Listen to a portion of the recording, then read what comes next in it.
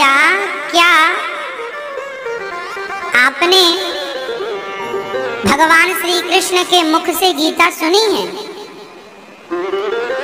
हमने कहा आप ये सवाल किस उद्देश्य से कर रहे हैं, जरा स्पष्ट कीजिए। उन्होंने कहा कि क्या कृष्ण को आपने देखा है? हमने कहा सवाल करते चलिए, उत्तर हम बाद में देंगे। उन्होंने पहला सवाल किया, क्या आपने, उन्होंने हमसे पूछा क्या आपने श्री कृष्ण को देखा है? पहला सवाल। दूसरा सवाल, क्या आपने कृष्ण के मुख से गीता सुनी है? उन्होंने जो कहा है क्या आपने सुना है? दूसरा सवाल। तीसरा सवाल, उन्होंने कहा कि वेद पुराण में गीता भगवान श्री कृष्ण ने अर्जुन को सुनाई है, ऐसा हम लोग सुनते आए हैं, पढ़ते आए हैं, समझते आए हैं। उन्होंने कहा कि ये गीता को भगवान श्री कृष्ण ने ही सुनाया है, ये वाणी कृष्ण की है, इसका आपके पास क्या सबूत है? प्रश्न बड़े गंभीर हैं। अब एक एक से उत्तर उन्हें देना था, तो एक एक से ये दास ने उत्तर दिया। शायद ये सवाल आप में से बहुत लोगों के दिमाग में खड़े हो सकते हैं, कोई बड़ी बात नहीं है, प्रश्न खड़े करना बड़ी बात नहीं है ना। पहला प्रश्न है, क्या आपने भगवान को देखा है? यदि आपने नहीं देखा तो आप बिलीव क्यों करते हैं, ईश्वर को मानते क्यों हैं? अब मुझे एक बात बताइए। मैंने उनसे कहा, मैंने कहा एक बात बताइए, क्या आपने महात्मा गांधी को देखा है? उन्होंने कहा नहीं, हमने नहीं देखा। हमने कहा तो पृथ्वीराज चौहान जी को देखा होगा? उन्होंने कहा नहीं देखा। हमने कहा महाराणा प्रताप को तो देखा ही होगा? नहीं जी, हमने नहीं देखा। हमने कहा आपने अपनी 5 पीढ़ी पहले आपके पिता के पिता के पिता के पिता के पिता को देखा है? 5 पीढ़ी, 7 पीढ़ी, 10 पीढ़ी पहले नहीं देखा। हमने कहा आपने गांधी जी को नहीं देखा, पृथ्वीराज चौहान जी को नहीं देखा, झांसी की रानी को नहीं देखा, अपने दादा परदादाओं को नहीं देखा, तो क्या नहीं देखने से ये बात सिद्ध होती है कि ये लोग थे ही नहीं? अरे थे। इतिहास हमें बता रहा है कि झांसी की रानी थी, इतिहास हमें बता रहा है कि महाराणा प्रताप थे, इतिहास के पन्ने ही तो कह रहे हैं कि कोई महात्मा गांधी नाम के व्यक्ति भी थे। क्यों जी, हम तो डायरेक्ट हाथ मिलाने गए नहीं थे कि आओ जी हमसे हाथ मिलाओ। हमने देखा नहीं पर सुना है, तो सुनी बात पर जो इतिहास है, क्या हमें उस पर विश्वास नहीं करना चाहिए? क्यों इतिहास पर विश्वास नहीं करना चाहिए? अरे आप आज इस पंडाल में जितने लोग बैठे हैं और टीवी पर जितने लोग कथा सुन रहे हैं, आज हम लोग 2022 में हैं, लेकिन 2080 तक हम सब इतिहास के पन्नों में लिख जाएंगे कि यह भी एक इतिहास था कि हम लोग यहाँ थे। क्यों जी, आप अपने बच्चों के लिए आप पूर्वज कहलाने लग जाएंगे 2080 तक, 2090 तक, हाँ या ना? तो हम सब भी आज का वर्तमान ही कल का इतिहास बनता है। हमने कहा जब आप पृथ्वीराज जी का, महाराणा प्रताप जी का, झांसी की रानी का और देश की आजादी का इतिहास स्वीकार करते हैं, तो राम जी का इतिहास और भगवान श्री कृष्ण भागवत जी भी एक इतिहास है। सर्व वेदेतिहासानाम सारम सारम समुद्रतम। क्यों आप इसे क्यों नहीं मानेंगे? आप एक इतिहास मान रहे हैं और दूसरे को आप नकार रहे हैं, ये कैसा न्याय है इतिहास के साथ? कैसे आप नकार सकते हैं? किस आधार पर नकार सकते हैं? क्या साक्ष्य है आपके किस आधार पर आप नकार देंगे? है ना, राम सेतु राम जी के द्वारा बनाया लगभग 8 लाख साल पुराना सेतु, उसे वैज्ञानिक नकार ना पाए, आप और हम कौन होते हैं नकारने वाले? पानी के भीतर द्वारिका चीख चीख कर कह रही है कि मैं कृष्ण की नगरी हूँ, मैं कृष्ण की नगरी हूँ। कैसे इतिहास को नकार देंगे? हमारे वेद पुराणों में जो लिखा है उसके अवशेष आज भी मिल रहे हैं, किस किस अवशेष को आप नकारेंगे? है ना, इसलिए ईश्वर भगवान को नकारना, ईश्वर को नकारना इतना आसान नहीं। भगवान को नकारना मतलब अपनी मूर्खता का परिचय देना है ना। इसलिए ईश्वर, अब उन्होंने दूसरा सवाल किया कि गीता कृष्ण जी ने कही है, क्या सबूत है आपके पास? अच्छा ये बताइए, ये इतिहास ही तो है। कृष्ण जी, राम जी थे, हैं और रहेंगे तीनों कालों में। अब भगवान श्री कृष्ण की वाणी जो गीता है, इस धरती पर कितने बड़े बड़े लेखक हुए हैं, कितने बड़े बड़े कवि हुए हैं, लेकिन आज तक वो गीता के अर्थ को ना लिख पाए। अर्थात जो भगवान श्री कृष्ण की वाणी है, वह वाणी भगवान की वाणी है। इसलिए सिद्ध होती है कि इस धरती पर लाखों लोग आए, लाखों लोग चले गए, लेकिन गीता के ज्ञान का कोई पार ना पा पाया। इसलिए इससे सिद्ध हो गया कि ये वाणी कोई हमारी और आपकी नहीं, ये वाणी भगवान की वाणी है। इस धरती पर सबसे ज्यादा पढ़ी जाने वाली पुस्तक कोई है तो भगवद गीता। सारे देशों में सबसे ज्यादा भाषाओं में यदि आपको कोई पुस्तक प्राप्त हो सकती है तो केवल भगवद गीता। इस धरती पर शायद ऐसा कोई देश हो जिस देश की उसकी अपनी भाषा में गीता ट्रांसलेट ना हो गीता, ऐसा हो ही नहीं सकता। इंग्लिश, फारसी, तमिल, मलयालम इत्यादि, चाइनीज हो, चाहे जापानी भाषा हो, अमेरिकन भाषा हो, इंग्लैंड की भाषा हो, रोम इत्यादि जो भी जितने देश हैं, हर देश की भाषा में आपको भगवद गीता मिल जाएगी। कुल मिलाकर आप यदि इतिहास, भागवत जी एक इतिहास है। हमारे वेद पुराण क्या है? वेद पुराण ग्रंथ तो है ही, पर यह एक धरती का सबसे प्राचीन इतिहास भी है, जो उस समय से मौजूद है जब ये पृथ्वी की शुरुआत हुई थी। मनु शत्रुपा से सृष्टि शुरू हुई, तब से लेकर आज तक की हिस्ट्री हमारे वेद पुराणों में भरी पड़ी है कि इस दिन से सृष्टि प्रारंभ हुई थी। हमारे यहाँ ये तक प्रमाण है किस दिन से सृष्टि प्रारंभ हुई थी। हमारा जो नया वर्ष होता है ना, चैत्र महीने में जो नवरात्रि आती है, प्रथम दिन माँ भगवती का, वह प्रथम दिन वर्ष का हमारे यहाँ सन नया वर्ष नहीं है, हमारे यहाँ संवत से शुरू होता है। तो संवत कब चेंज होता है? जब चैत्र का महीना स्टार्ट होता है, नवरात्रि की पहली तिथि आती है, तो उस दिन से ही सृष्टि उत्पन्न की गई थी ब्रह्मा जी के द्वारा, इसलिए वो साल का पहला दिन। तो हमारे यहाँ तो शास्त्र सृष्टि के उत्पन्न का पहला दिन भी बताते हैं कि शास्त्र वेद पुराणों में ये भी आपको प्रमाण मिल जाएगा सृष्टि कब बनी।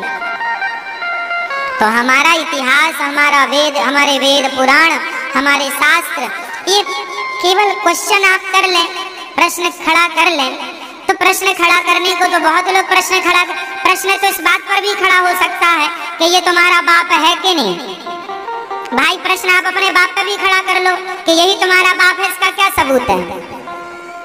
आपने कोई डीएनए टेस्ट तो कराया नहीं अपने बाप का कि यही आपका बाप है। क्यों? संदेह करने वाला तो बाप पर भी कर सकता है, लेकिन शास्त्रों को संदेह से नहीं, श्रद्धा से जाना जा सकता है। ये श्रद्धा का विषय है। संशयात्मा विनश्यति, यहाँ कोई तर्क नहीं चलता, यहाँ श्रद्धा चलती है। इतिहास को आप नकार नहीं सकते। बहुत सारी साइंटिफिक बातें हैं, नकारा नहीं जा सकता। इसलिए शास्त्रों में संदेह ना हो, शास्त्रों में श्रद्धा होनी चाहिए। क्या होनी चाहिए? क्या होनी चाहिए? श्रद्धा होनी चाहिए। हमारे वेद पुराणों में जो लिखा है बिल्कुल सत्य लिखा। रामायण का, रामचरितमानस का, वेद पुराण का एक भी अक्षर मिथ्या नहीं है। आप वेद पुराणों का एक अक्षर सिद्ध नहीं कर सकते कि ये गलत लिखा है। एक अक्षर, एक श्लोक की बात नहीं करता, उस श्लोक का एक अक्षर भी गलत नहीं है। इसलिए हमारे वेद पुराणों का एक अक्षर कोई गलत सिद्ध नहीं कर सकता। आज की भाषा, साइंस की भाषा से भी प्रूफ कर सकता हूं मैं कि जो लिखा है वो सिद्ध है, सत्य। इसलिए शास्त्र श्रद्धा का विषय है, संदेह का नहीं। यदि शास्त्रों को देश के लोग, कई लोग कहते हैं अरे वेद पुराण पढ़ने से क्या होगा, शास्त्रों को पढ़ने से क्या होगा। अरे शास्त्रों को पढ़ने से जो जिंदगी आप जिएंगे वो आप कितना भी स्कूली ज्ञान कमा लीजिए, पढ़ लीजिए, उस ज्ञान से पेट भर सकते हैं। शांति प्राप्त करने के लिए तो ग्रंथों का अध्ययन करना ही पड़ेगा, इनके बिना शांति नहीं है। स्कूली कॉलेज की पढ़ाइयों में धन कमा सकते हैं, शांति नहीं प्राप्त कर सकते। आज पढ़े लिखे लोगों को भी शांति नहीं है। स्कूली पढ़ाई, कॉलेज की पढ़ाई, आप कितनी भी डिग्रियां ले लें यूनिवर्सिटियों से, पर उन डिग्रियों से आपको शांति नहीं मिले। कितना भी धन इकट्ठा कर लें, शांति नहीं है। इसलिए शांति पाने के लिए भी संत चरणों में जाना पड़ता है, शास्त्रों को समझना पड़ता है, वेद पुराणों को समझना पड़ता है, तब शांति का अनुभव होता है। पहले के लोग कम कमाते थे, बड़ा शांतमय जीवन जीते थे। क्यों? क्योंकि पहले की शिक्षा वेद पुराणों की शिक्षा हुआ करती थी। आज की शिक्षा पद्धति ही बिगड़ गई। पहले गा से गणेश पढ़ते थे तो शांति होती थी, आज गा से गधा पढ़ते हैं तो गधों की तरह व्यवहार हो रहे हैं। अब शांति कैसे आएगी गधा पढ़ने वालों को? इसलिए गा से गणेश ही अच्छे हैं, गा से गधा अच्छा नहीं। शांति पाना है, इसलिए सत्संग करना चाहिए। सत्संग करने से जीवन परिवर्तित होता है। सत्संग करने वाला व्यक्ति बहुत सुखी होता है। धन आना न जाना एक अपना विषय है, धन अलग विषय होता है मेरी माँ। वो तो मेहनत करके धन कमाया जा सकता है, धन कमाना बड़ी बात नहीं है। हमारे देश में थोड़ी सी अकर्मण्यता है। यदि देश का जवान यूथ जाग जाए और मेहनत करने लग जाए, नौकरियां देने लग जाए, अपने आप गरीबी चली जाएगी। गरीबी कोई बहुत बड़ा मुद्दा नहीं है। आप कर्मठ बन जाइए, गीता का एक श्लोक धारण कर लीजिए, आप धनवान हो जाएंगे। कर्मण्येवाधिकारस्ते मा फलेषु कदाचन, गीता का ये आधा श्लोक कोई अपना ले, चरितार्थ कर ले तो कभी गरीबी हो ही नहीं सकती। एक सवाल आपसे उत्तर दीजिएगा, बताइए गरीबी हमारे देश में क्यों है? हमारे देश नहीं, अन्य देशों में जहां जहां गरीबी है, बताइए गरीबी का मूल कारण क्या है? क्यों गरीबी है? क्यों गरीबी है? सरकार नौकरियां नहीं दे रही है इसलिए गरीबी है, या आदमी अकर्मण्य है इसलिए गरीबी है? उत्तर दो, जोर से बोल दो। आज हमारे देश में गरीबी क्यों है? सरकार के कारण गरीबी है कि हम खुद इसके जिम्मेदार हैं? सरकार को कब तक जिम्मेदार ठहराएंगे? हम अपनी अपनी गरीबी दूर कर लें साहब। सरकार तो देश की सेवा जो बने कर ही रही है, परंतु हम नागरिकों का भी कर्तव्य है कि हम अपनी अपनी गरीबी मिटाएं। और गरीबी तब मिटती है जब आप कर्मठ होते हैं। कर्म करना सीखिए, मेहनत करना सीखिए, शरीर को तपाना सीखिए। गरीबी मुद्दा नहीं, मेहनत करने। अच्छा ये बताओ, आपके गांव में कौन आदमी ज्यादा अमीर है, खटिया तोड़ने वाला या मेहनत करने वाला? खटिया तोड़ने वाला अमीर है। जो आदमी खटिया तोड़ता होगा वो अमीर होगा भी तो माइनस हो जाएगा, और जो मेहनत करता होगा वो भले मजदूर ही क्यों ना हो, गरीब से गरीब ही क्यों ना हो, मेहनत करने वाला आगे बढ़ जाएगा, सक्सेस हो जाएगा। क्यों जी? सही है। कौन लोग आज सुखी हैं, काम मेहनत करने वाले या मेहनत ना करने वाले? उत्तर आपका, मेहनत करने वाला सुखी है। इसलिए हम जीवन में सुखी हो सकते हैं। हमारे जीवन की गरीबी हम मिटा सकते हैं, स्वयं से मिटा सकते हैं। इसलिए मेहनत करो, कर्म करो और अपने आप को भगवान से जोड़ करके रखो। जैसे पतंग आकाश में उड़ती है, लेकिन वह पतंग अपने आप को एक धागे से जोड़ कर रखती है, बस वो धागा है भगवान श्री कृष्ण। भगवान से अपने आप को जोड़ के रखोगे तो आप उड़ेंगे आकाश में, खूब ऊंचाइयों पर जाएंगे, जोड़ के भगवान से। अच्छा, भगवान से क्यों जोड़ना है? भगवान से नहीं जोड़ेंगे तो आप आत्महत्या कर लेंगे। जरा सा कष्ट आया, जरा सी टेंशन आई, लोगों को लगता है अब जीने से क्या फायदा। कई लोग डिप्रेशन में चले गए, कोई उद्देश्य नजर नहीं आया, आत्महत्या कर लेते हैं। आत्महत्या वो लोग करते हैं जो आध्यात्म से, सत्संग से नहीं जुड़ते। कितने ऐसे लोग हैं जो कथा सुन करके आत्महत्या करने का मन बदल चुके हैं। डिप्रेशन में गया हुआ व्यक्ति वापस आ गया है। ये कथा का चमत्कार नहीं तो क्या है।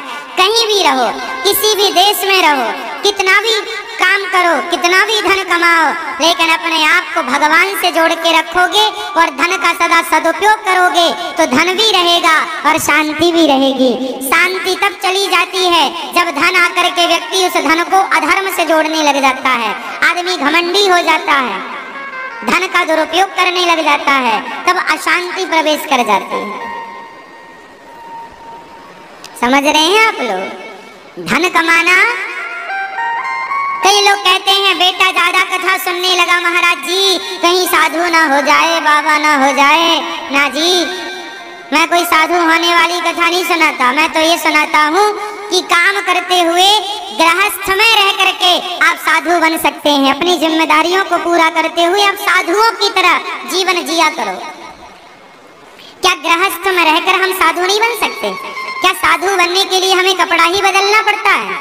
क्या साधु बनने के लिए घर ही छोड़ना जरूरी है? ना, साधु बनने के लिए ना कपड़े बदलने की जरूरत है, ना घर छोड़ने की जरूरत है। यदि साधु बनना है तो केवल अपने विचारों को बदलिए। सुदामा जी कहीं छोड़कर नहीं गए अपने परिवार को, अपनी जिम्मेदारियों को, अपनी जिम्मेदारियों को करते हुए, पूरी करते हुए, और वो भगवान से जुड़े रहे। तो वो घर में रहकर भी उनसे बड़ा साधु कौन होगा? सुदामा से बड़ा साधु कौन होगा? बता दो मुझे। इनसे बड़ा सन्यासी कौन होगा? सुदामा जी से बड़ा। घर में रह करके जिम्मेदारियों को पूरी करते हुए भगवत चिंतन बना रहे। भगवान